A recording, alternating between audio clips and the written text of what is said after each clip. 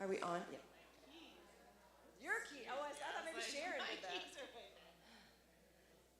3, 2, 1, 0. Welcome, everybody. Hello, hello. Good morning. I would say happy fall, but it doesn't feel like fall out there, and I'm very cranky about that. I'm ready for some cold weather.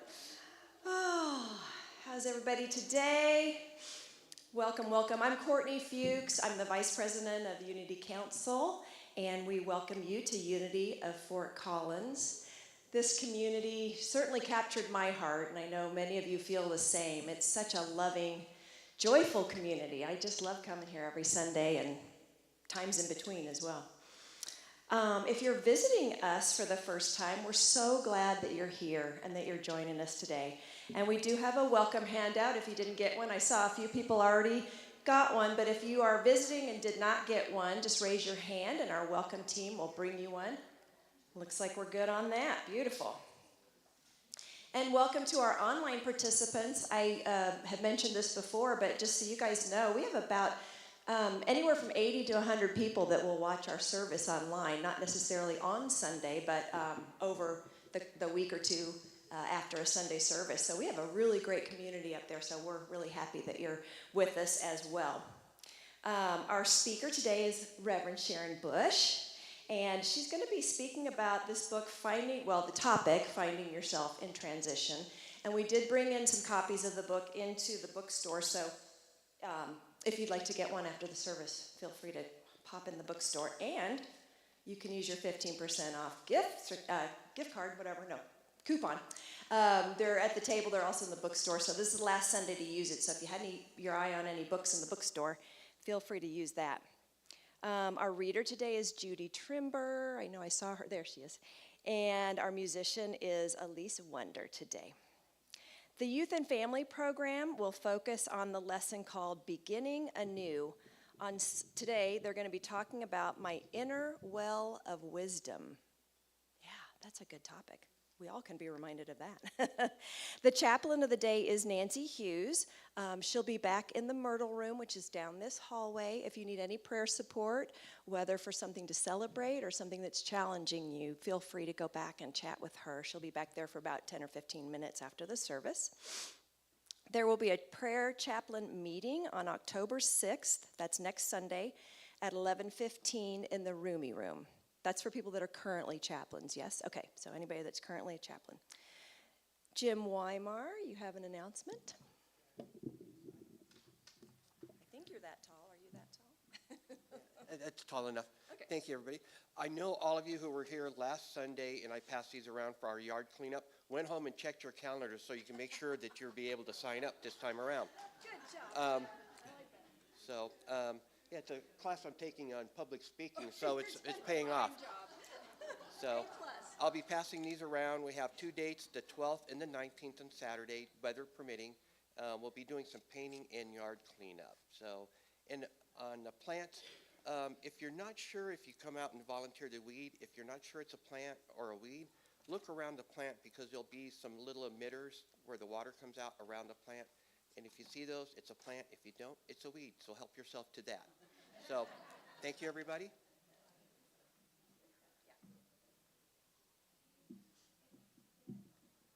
Well, I have another clipboard to pass around, and I'm going to read this stuff because I forget sometimes. We are going to have a Friendsgiving, a Unity Friendsgiving on November 2nd. And that's a Saturday at 4:30 p.m. And we're going to have a variety show, and with that we get to see all the variety everybody has here, which is really a lot of fun, and we get to support each other. And we want people to sign up to sing, dance, read poetry, skits, or something we haven't thought of yet for you to share. And then we want people to volunteer to bring food. We are going to provide a turkey and vegetarian option for a main dish.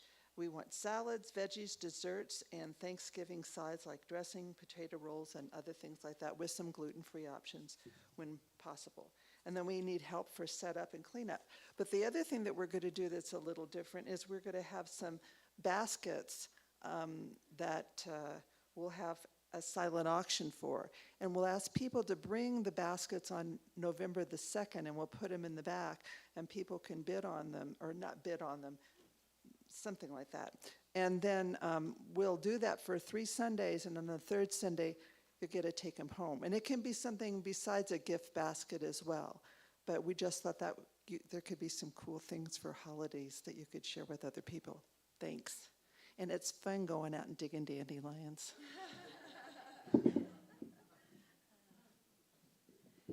Yeah, I was at an event that had gift baskets, and people would do themes like have some pasta sauce and pasta and bread and olive oil. So you can make a theme, or you can just make it some really fun stuff in there. Just note that there will not be a meditation and pranic healing this month. Also, the next Youth and Family Night will be October 18th, and it will be Halloween themed, so that'll be fun. And then Unity Council, with Mike Hawes at the helm, is starting to develop our multi-year prosperity plan. And we'd love to get input and feedback from all who are interested. So they're holding a fundraising, brainstorming meeting. So just to pool all the ideas that we can come up with to help this community to be financially stable. So we want to have everybody come that wants to join in to provide ideas and input to grow our financial resources. The meeting is Thursday, October 3rd at 4 p.m. That information's in the bulletin. And if you can't attend the meeting but would like to just email Mike Hawes with some of your ideas, please do so, and you can get the email from Julie. It might actually be in the bulletin as well. But we'd love to get your input on that. And then starting October 30th, this is very exciting to me anyway, Sharon is going to start hosting Heart Talks again. Those of you that have been here for a while know what that is. Those of you that don't know what that is, it's just a time to share in a very safe environment and just come together and talk about what's on our hearts. So that's going to start October 30th. It'll be in the Myrtle Room at 1 o'clock. Community Lunch Bunch this week is going to Kava at 11. Community Lunch Bunch today is heading to Kava at 11:30. And finally, over at the welcome table, we do have a brochure about giving. So here we're talking about fundraising. And so this spells out all the ways that you can help out Unity and support your community home. So that would be, if you want any information, pick that up. Okay. I think that's it. So we'll do our Unity prayer. Sorry, Arlene? She's spooning. Arlene has some wayward spoons, if anybody's missing any spoons. I heard it was a really fun event. Thank you so much, Arlene, for hosting that. Yeah, great. That's awesome. She had a ladies' brunch yesterday at her house. Okay, let's all take a deep breath. Center ourselves. Our unity centers us in light and peace, allowing us to recognize our God within and to radiate that love to the world.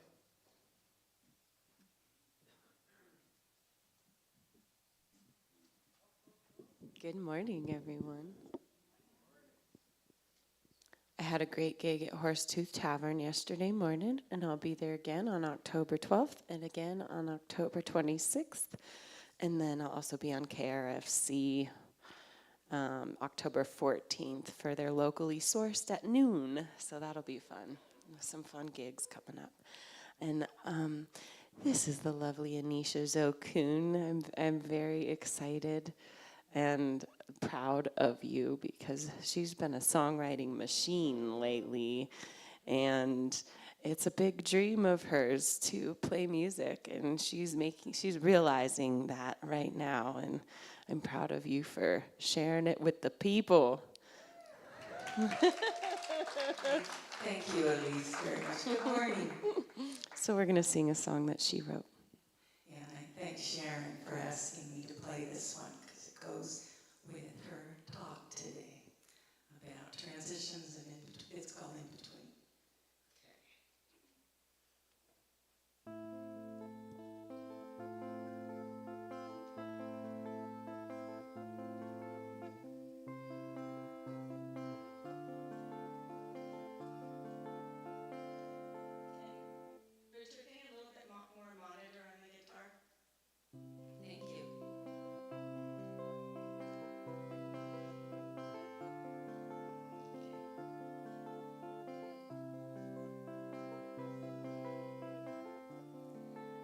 so thankful for all of you, and what a lovely, safe place this is here. Sometimes we're not where we were, we're not yet where we will be. Oh, sometimes we're in between.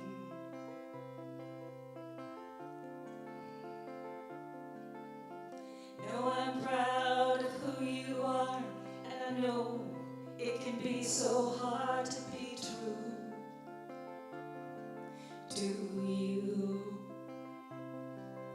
And sometimes it can be so tough, you just want to curl up at home with your mind in worlds in between.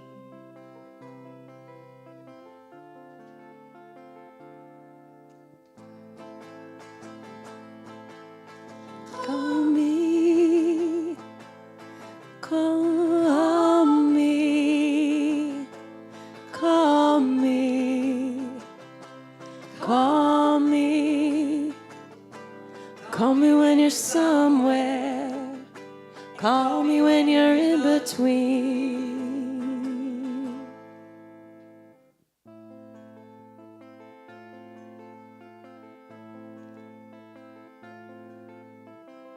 While I'm still walking this world, or when I'm floating across the veil, I can be right by your side.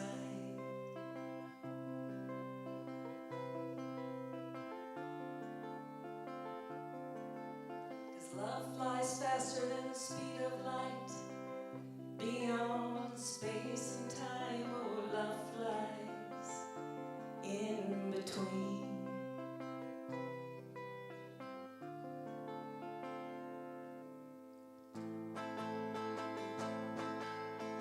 Call me, call me, call me, call me, call me when you're somewhere, call me when you're in between.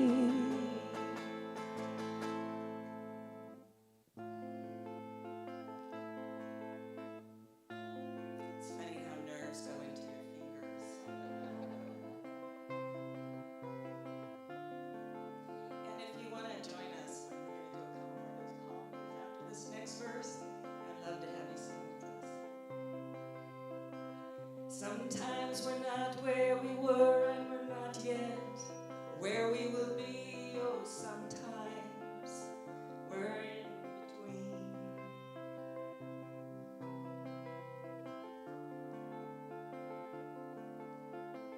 To arrive at growth and change, we gotta be in places without names, sacred places in between.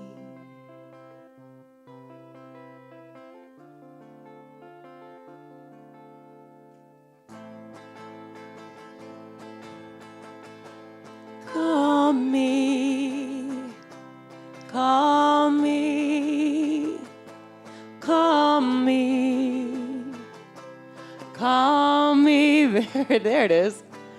Call me when you're somewhere, call me when you're in between.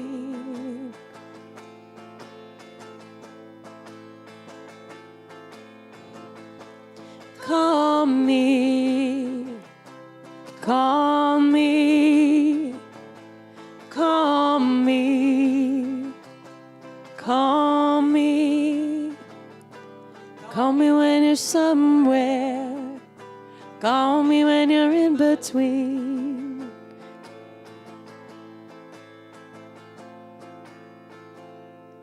Call me when you're in between.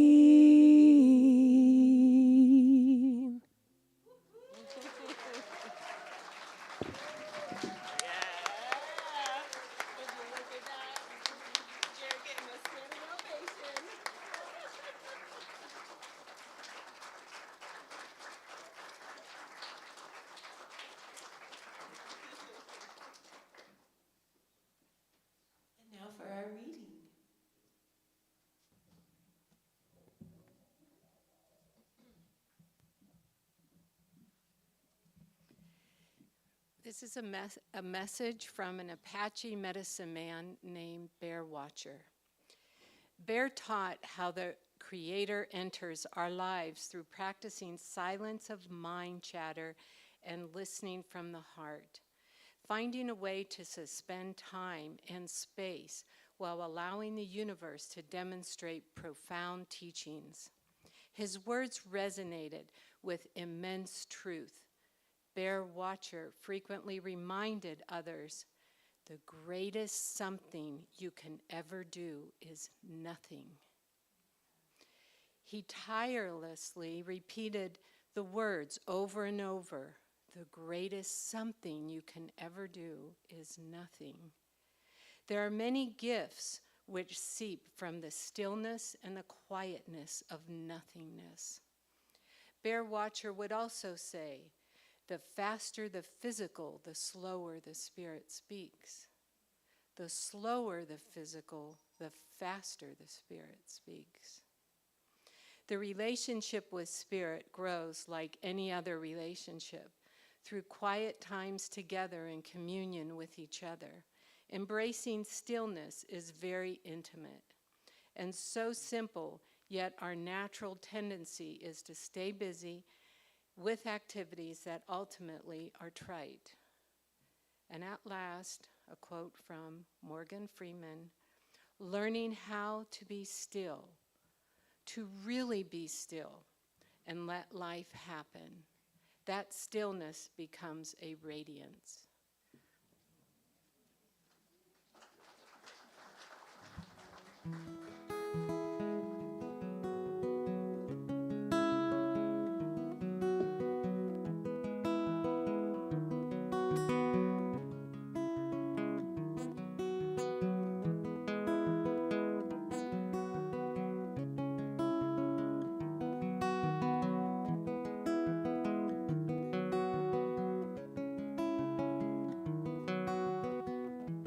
Took your love and you took it down.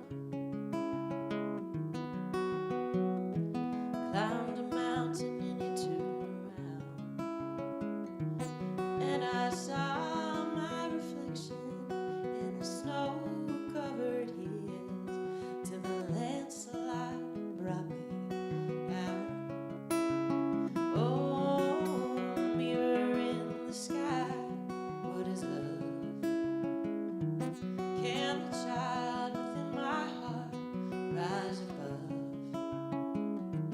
Can I sail through the changing ocean tides? Can I handle the seasons of my life? I don't know.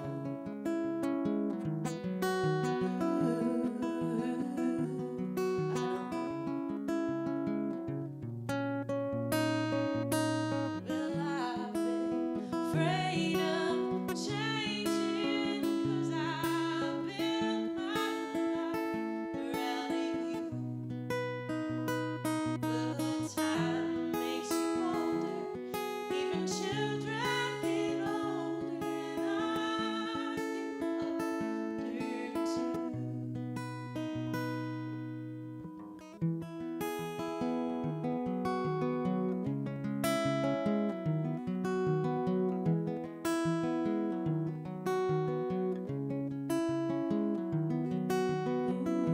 I took my love and I took it down. Climbed a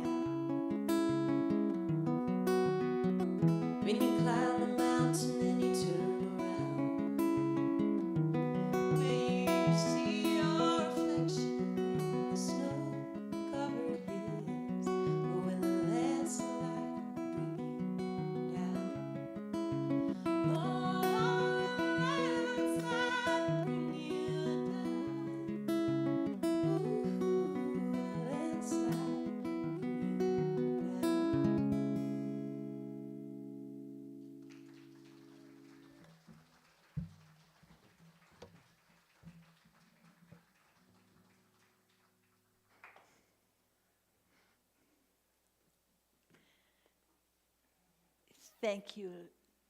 Thank you.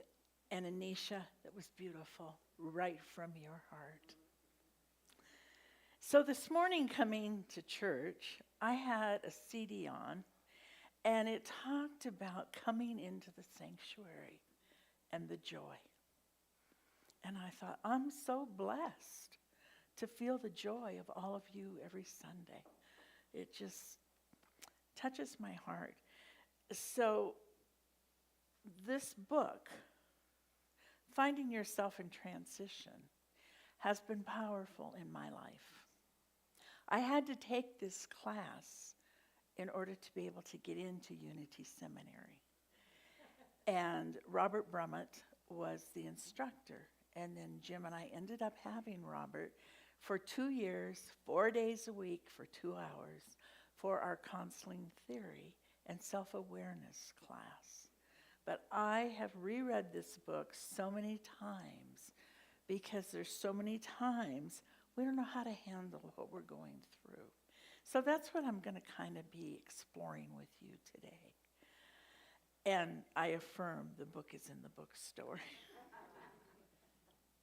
So Rosemary Fillmore Ray, the granddaughter of Myrtle and Charles Fillmore, wrote the foreword in this book.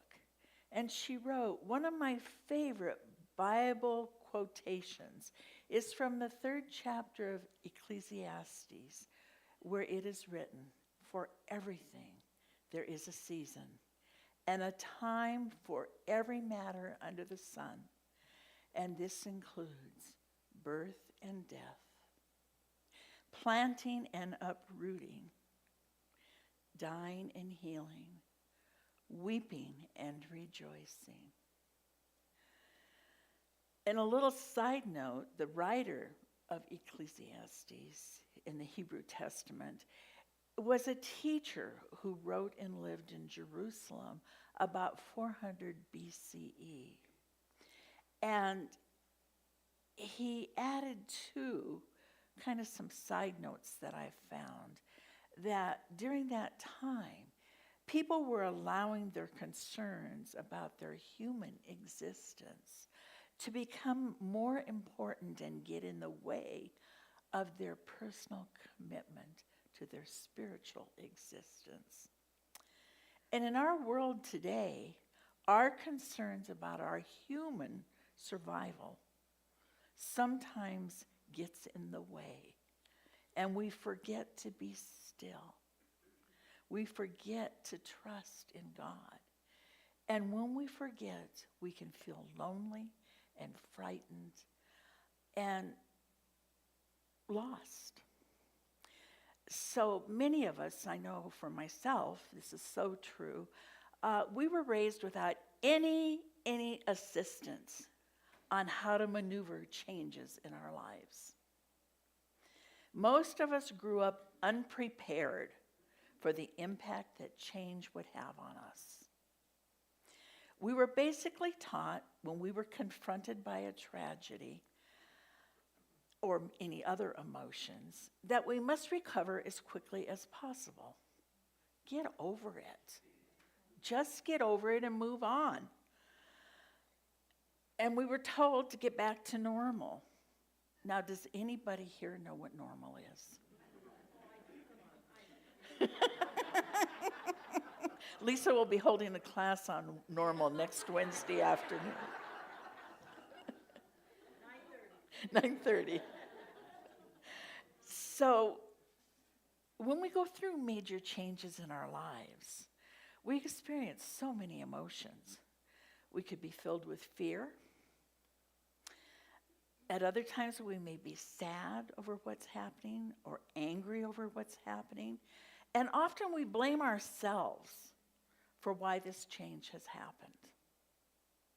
Sometimes we do facilitate the change, we cause it, and other times it just happens.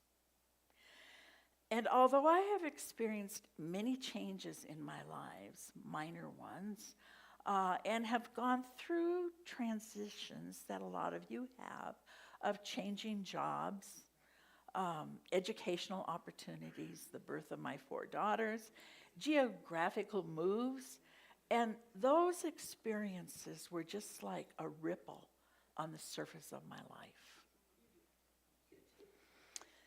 And the most profound changes in my life have taken places through my journeys through the valley of grief.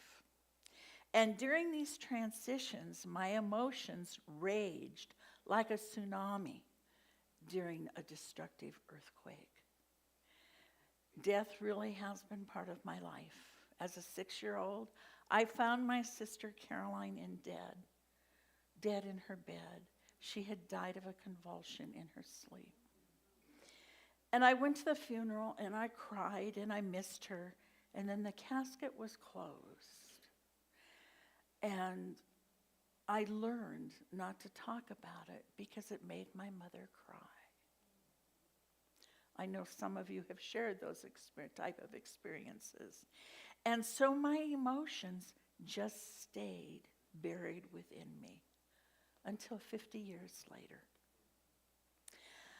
Before I was 39 years old, I had been widowed twice. And when I was 56, I was widowed once again. Now you can conclude that I like men. And that Jim is a very brave man. Death is an ending. It is an ending we often don't expect, and whether expected or not, it's a very, very painful transition. And most of us don't know what to do with our mixed up feelings. And our physical bodies can break, as many of you know. And the body heals, but it's never quite the same as it was before the trauma. I broke my back in a plane crash at 38 years old. And as I healed from being an incomplete paraplegic, I learned to walk again. I emerged with a completely different appreciation of my body and what can it do, and our ability to compensate for injuries. But my body has never been the same as it was before the injury. But I'm so grateful that I walk, even though it's a little funny sometimes. So these dramatic experiences were filled with deep emotional and physical pain. And in the solitude of many lonely nights, I cried out to God, please be with me. Please heal me. Because there's times when we just can't feel each other and we just can't feel God and we can hardly pray. And then I had breast cancer. And it really taught me that stuff, or that other word, just happens. It just happens. And it happens because we are part of nature. We are humans, and we're also spiritual beings. And the human part of us just has these experiences of being broken and repaired, just like what's going on from the hurricane. The experiences are an ending to our old way of being. And we find ourselves in that time of transition and adjustment. And we often don't know or understand why these things have washed up on our shore of life. It just happens. It just happens. And I'm often asked when I'm counseling with people, why is God punishing me? I prayed and I wasn't healed. Why am I being punished? And my answer is, I don't really believe that God causes bad things to happen. God is love, always present with us. But things happen because we're on this human journey. And we're subject to the laws of nature. And to be truthful, would we grow? Would we ever change and grow if we didn't have those things that forced us to change. There's a natural flow of the seasons. And in our own way, in our own lives too. We experience seasons of activity and growth, and seasons of sorrow and stillness. Each one of us began our own life, our own personal path of evolution. Our individual life is essentially connected with the evolution of the life of everything on this planet. We're one with each other, one with nature, one with God. And there's a book called The Secret of the Golden Flower by Richard Wilhelm, and this is what he wrote. The psychic and the inner cosmos are related to each other. The inner and the outer worlds. Therefore, we participate by our own nature in the cosmic events. And it is inwardly as well as outwardly that we are interwoven with them. A crisis can precede transformation in our lives. However, a crisis itself does not always automatically produce a transition in us. The crucial factor lies in the way that we handle the crisis, our attitude towards it. Joy and sorrow, love and death, denial and acceptance, endings and beginnings fill the chapters of my life, and I believe the chapters of yours also. They have molded me into the upper middle-aged woman that I am today. They have formed the foundation of my ministry. Before I read Finding Yourself in Transition, I was unaware of the growth and changes that had taken place inside of me during my times of changes and grief. The book took me on a sojourn, on a journey into my past. The trip was healthy. It was good. Hindsight is a wonderful tool when used to gauge our growth. The book prompted me to examine the transitions in my life so that I could bring them up for healing. So I remembered when my sister died. I was told she was in heaven with Jesus. I remembered her funeral, and in the television of my mind, I saw myself placing a pink rose in the casket.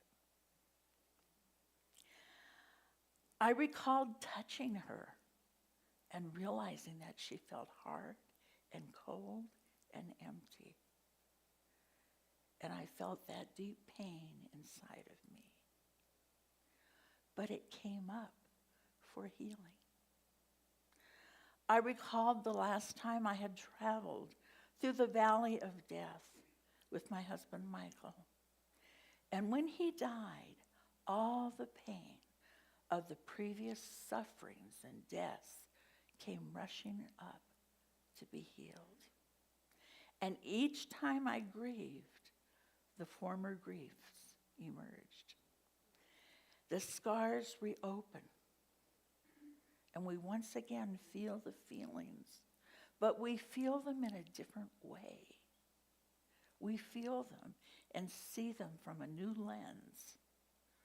And I remember realizing that I just needed to spend as much time as I was needed in order to recover from my past life. I recalled my purposeful plan to take care of myself physically and to keep in touch with my church family. I knew that I should not venture into any new social activities or relationships until I knew for sure that I was emotionally ready. And that's when he showed up.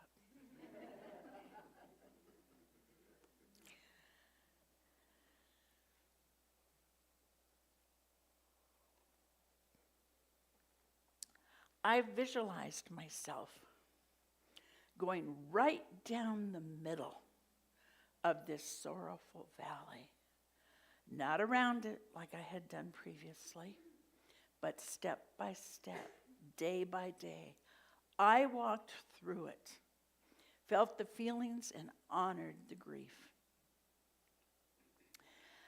The grief replayed in my mind like an old video. I saw myself feeling the hurt inside. The movie played, and I was a cast of one, alone in the world. I sat in my wing-backed velvet chair, classical guitar music playing, scented candles flickering in the room. And I remembered the feeling that I felt comfortable in that old house on the hill, alone with Spirit. It's so very important to honor all of our feelings. It isn't acknowledging them that we can work through them, and then we can let them go. The flow of life is a process of change, whether we want it or not. And when we learn to accept the process and flow with it, life is richer. Sometimes the challenges we encounter seem like dark tunnels, yet every tunnel has a light at the end of it. As we grope in the darkness of the tunnel, we can focus on the faint light that we see in the distance. The light represents the gift. The gift is whatever it is that we are to learn or to change.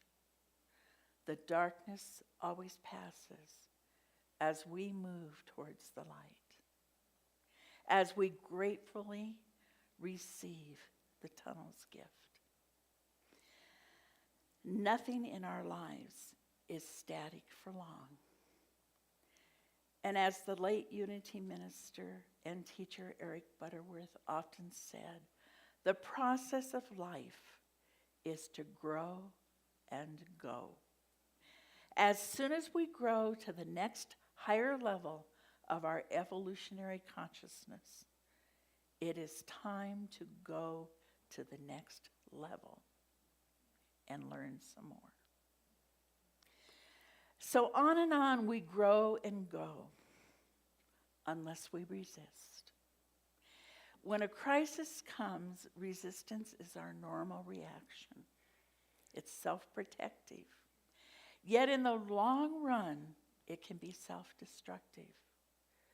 With every crisis comes a choice: to resist or accept, to respond in fear or faith, to say, yes, I can do this, or no, I will not.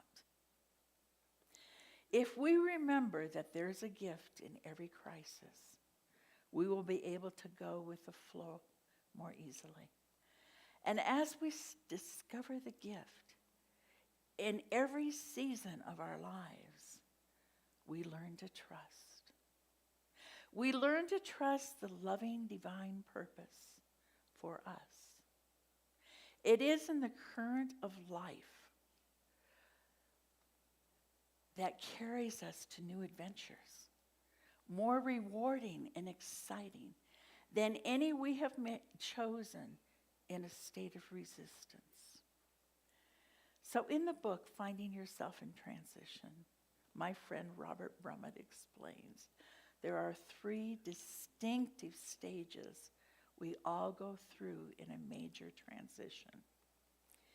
Each one begins with an ending, there is someone or something we must let go of before we can begin anew.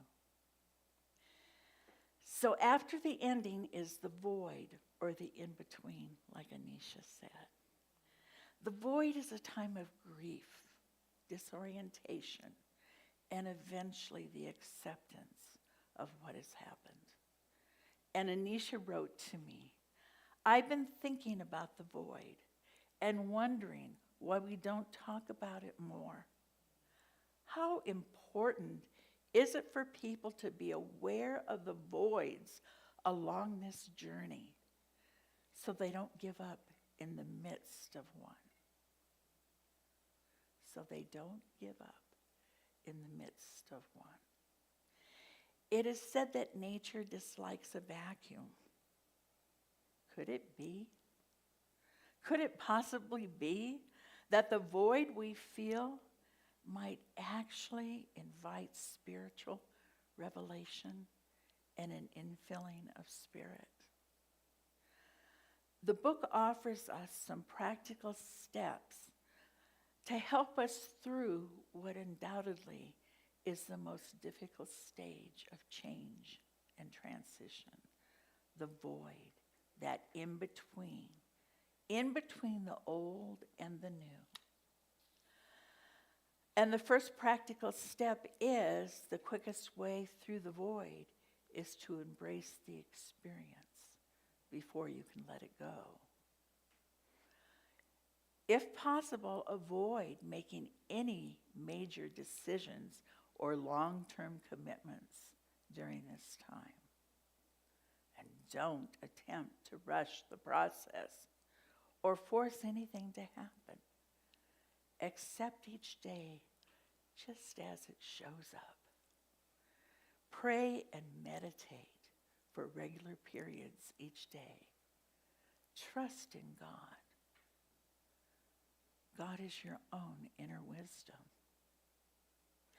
Take care of yourself physically and develop a support team. And a suggestion I think is really, really important is to create some type of ritual to symbolize your passage from old life to new. When I was a hospital chaplain, one of the things that I did when I knew a child would be making their transition is I collected old antique salt shakers. And I would go to my yard before I would rush back to the hospital and pick a flower and put it in the salt shaker and give it to them as a start of a place of remembrance. Ritual is important sometimes. So it is then and only then we're ready for a new beginning. We all prefer our life changes to occur smoothly and naturally, right? But when they come at us with the force of a perfect storm, we can remember these intense opportunities are for our transformation. So if we respond to each storm from the heart of God's presence within us, where perfect peace and wisdom dwell, we emerge, our human self emerges, stronger, wiser, and freer than ever before. So I leave you today with this thought.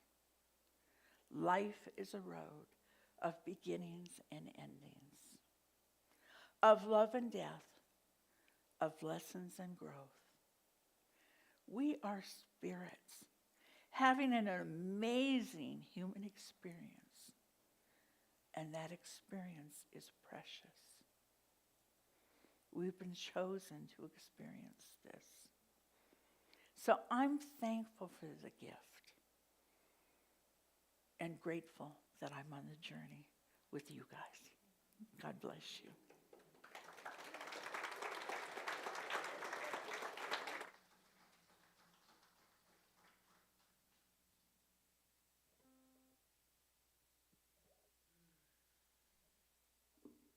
to take a moment and just honor some silence real quick, and the grief and the transition.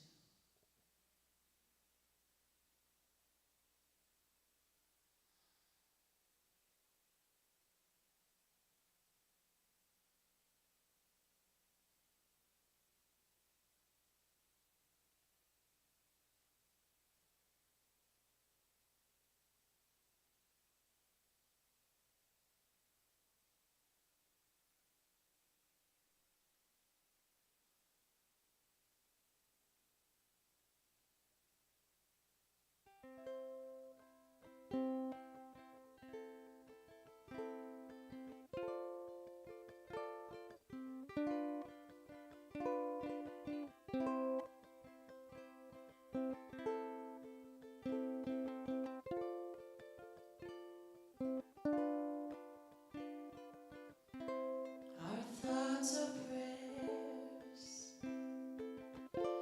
and we are always praying. Our thoughts are prayers. Listen to what you're saying.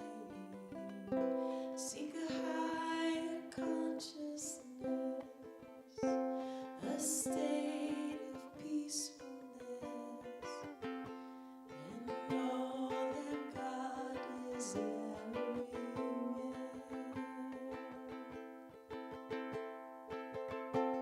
And every thought's indeed a prayer.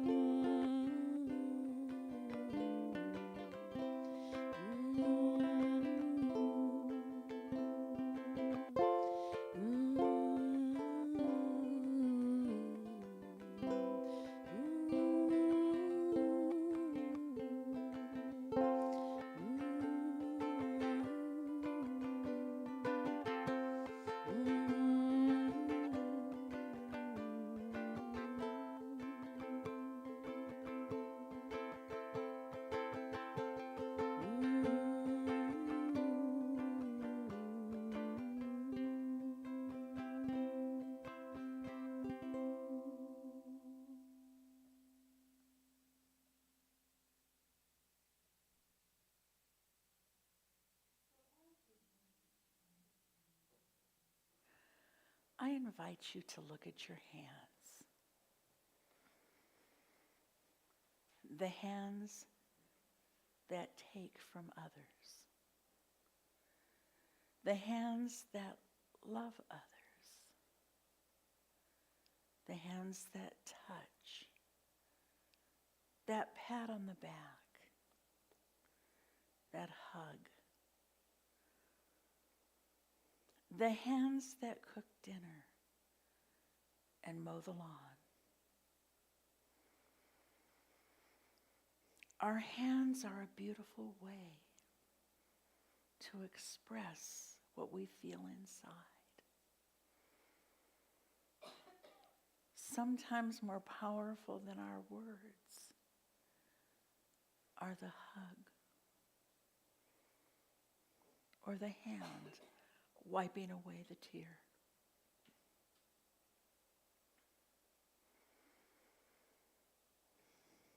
When we walk into this precious place, we touch each other sometimes. We shake a hand, we give a hug.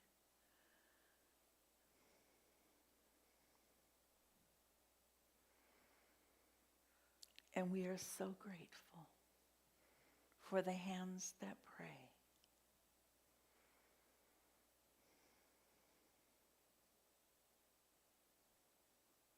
The hands that fold in prayer.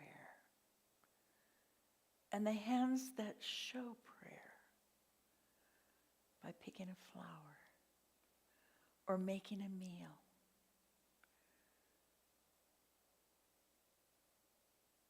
So on this human journey, the gifts that we have, the love from our heart, the kind words that we can say, and the hands that heal, the hands that pray when you are so down you can't pray for yourself,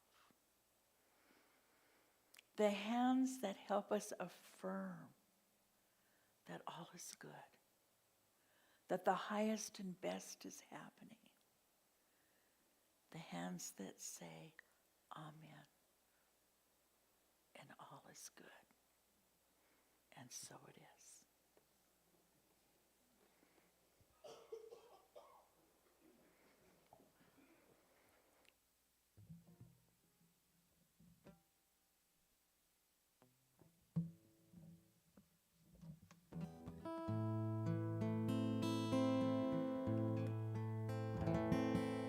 May the blessings of God rest upon you. May God's peace abide in you. May God's presence illuminate my heart now and forevermore. May the blessings of God rest upon you. May God's peace abide in you. May God's presence illuminate your heart now and forevermore. May the blessings of God rest upon you. May God's peace abide in you. May God's presence illuminate your hearts now and forevermore. Now and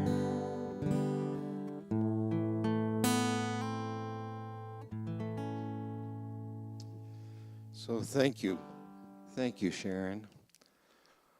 I am reluctant at times to say anything more about such a profound message.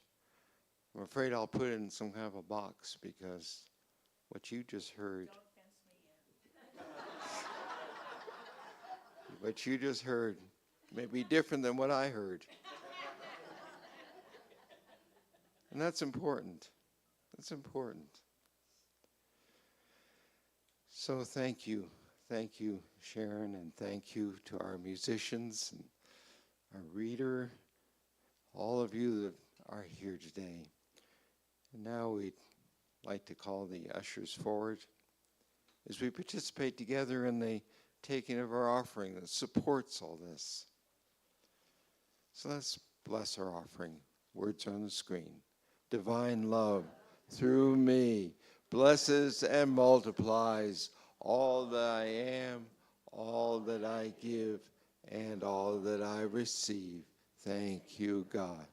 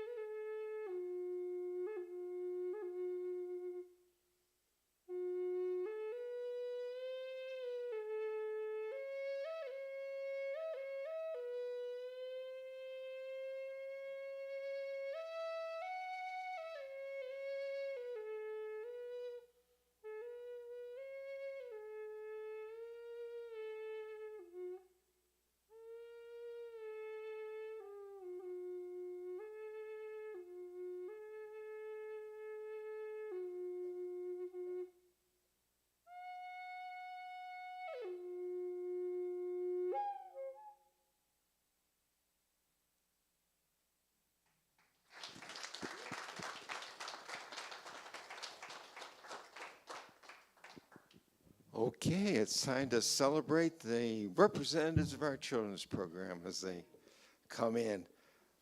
Ready?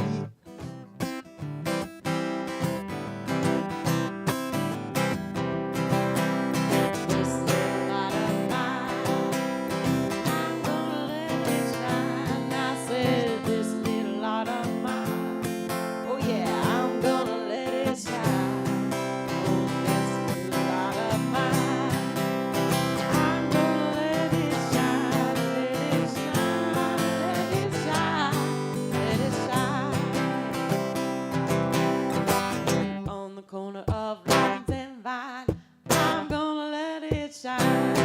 Said you on the corner of lines and vine, I'm gonna let it shine. I said you on the corner of lines and vine, I'm gonna let it shine. Let it shine, let it shine, let it shine. One more time, let it shine, let it shine, let it shine. Good morning. Today, we are finishing up our month of talking about a new school year, beginning anew. And so today we talked about how we go with our inner wisdom in making our choices, making the decisions, the challenges, the relationships, and all of that of going within to help guide and make those decisions. Today we talked about our inner wisdom.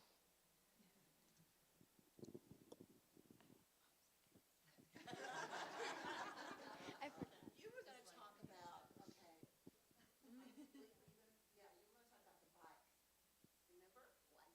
About riding the bike? Okay. I don't know what any bike is. Okay. What the?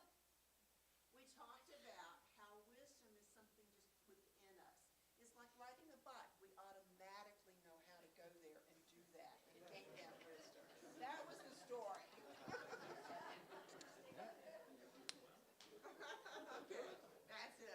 That's it. Okay, thank you. Thank you for being part of our program today. Wow, we've had a wonderful celebration service together. Thank you for being here. Thank you, all of you online. In fact, if you would like to listen to our service again, many of you might want to do that. So let us know if you don't know how to get onto our YouTube channel, and you can bookmark it, as they say, and listen to it dozens of times if you want. So thank you for being here. Let's all circle up and close our service. Prayer, protection, and the peace song.